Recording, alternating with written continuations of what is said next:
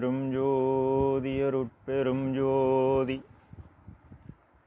தனிப்பெரும் கருணை அருட்பெரும் ஜோதி எல்லா உயிர்களும் இன்புற்று வாழ்க. வள்ளல் மலரடி வாழ்க வாழ்க. திருச்சிற்றம்பலம். உலகெல்லாம் போற்ற ஒளி ஒளிவாக விளங்கும் அருட்பெருஞ்ஜோதி ஆண்டவரின் திருவருளையும் அவரின் பரிபூரண அருளை பெற்ற சர்க்குரு சிதம்பர ராமலிங்க சுவாமிகளின் குருவருளையும் மனமொழிமையால் போற்றி பணிகின்றேன் தயவுடன். இவ்வுலகத்தில் மனித பிறப்பை பெற்றுக்கொண்டவர்கள் இப்பிறப்பினால் அடையத்தக்க ஆன்ம லாபத்தை காலம் உள்ள போதே அறிந்து அடைய வேண்டும்.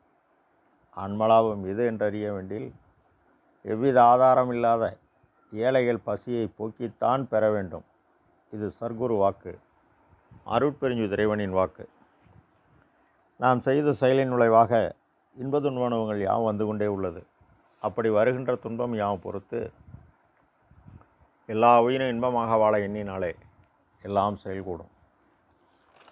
பிற்பவம் பொறாது பேதுரல் என்ற தலைப்பில் 7வது பாடலில் பொருளறியேன், பொருளறிந்தார் போன்று நடித்து இங்கே பொங்கி வழிந்து உடைகின்றேன், பொய்யகத்தேன் புலையேன், மருளறியா திருவாளர் உளம் கயக்கத் திரிவேன், வையுண்டும் உளவு உதவா மாடன தடித்தேன், வெருளறியா கொடுமணத்தேன், விளர்க்கு இறைத்து கழிப்பேன், வீணர்களில் தலை நின்றேன், விளக்கனைத்தும் புரிவேன், தெருளறியேன், உலகிடை நான் ஏன் பிறந்தேன், எனது திருவுள்ளத்தை அறியேன், தெய்வ நடத்தவனே என இப்பாடலை பதிவு செய்கின்றார் சர்க்குரு.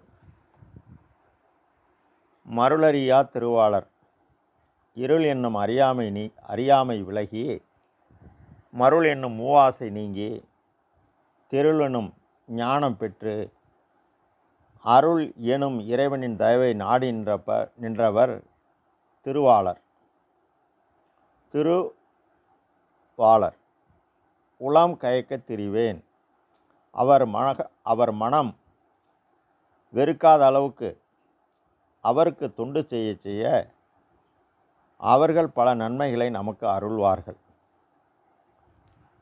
வையுண்டும், அதாவது வைக்கோலை தினந்தோறும் உண்டு 4 கால் உடைய அறிவு விலங்கிடப்பட்ட மாடு அதன் செயலாகிய உழவு தொழிலுக்கு பயன்படாது பெருத்து பொலிகாலை போன்று ஊரை சுற்றி வந்தால் என்ன பயன்? அதுபோல 2 கால்களுடைய மன அறிவு பெற்ற நான் தினசரி உண்டு நன்கு உடலை வளர்த்து அறிவை வளர்க்காது என்ன பயன்? நாம் எது பொருளறியேன், எது பொய்ப்பொருள், எது மெய்ப்பொருள் என்று அறிய வேண்டாமா?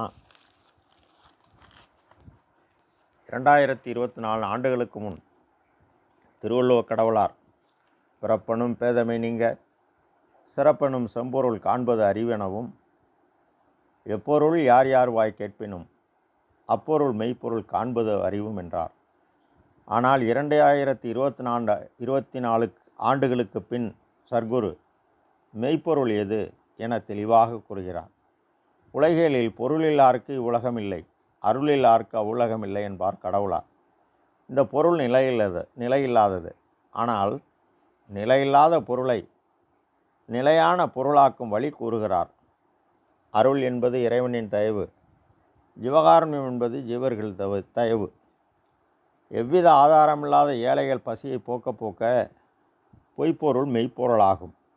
இந்த மெய்ப்பொருள் இம்மை மறுமை ஒருமை முக்காலும் பயன்படும் நமக்கு. பொருள் அறிந்தாற்போல் நடித்திங்கே பொங்கி வழிந்து உழல்கின்றேன். எனது உரிமையான சொத்து, கார், பங்களா, பொன் எவ்வளவு உள்ளது என பெருமைப்பட்டு நாய் பெற்ற தென்னம்பழம் ஒன்று தானும் அனுபவிக்காது பிறருக்கும் வழங்காது உடைகின்றேன், மரணம் அடைகின்றேன்.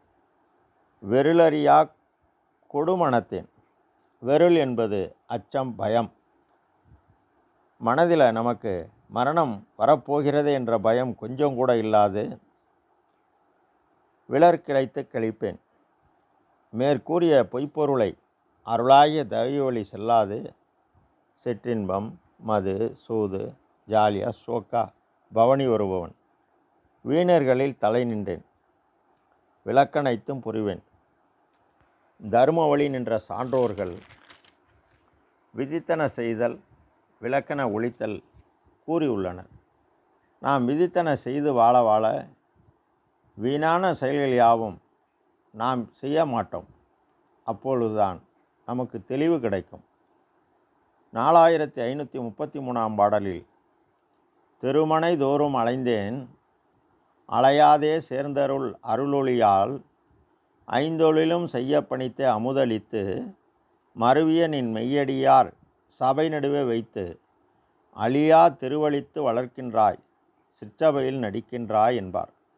உலகிடை நான் பிறந்து புறத்தே எவ்வித ஆறாமில்லாத ஏழைகள் பசியை போக்கி அதனால் பக்தி உண்டாகி பக்தியால் ஒழுக்கம் உண்டாகி இந்த தயவே தவமாகி மனதை புருவமத்தியில் நிறுத்த நமக்கு எல்லாம் செயல்கூடும் என இப்பாடலில் பதிவு செய்கின்றார் சர்க்குரு.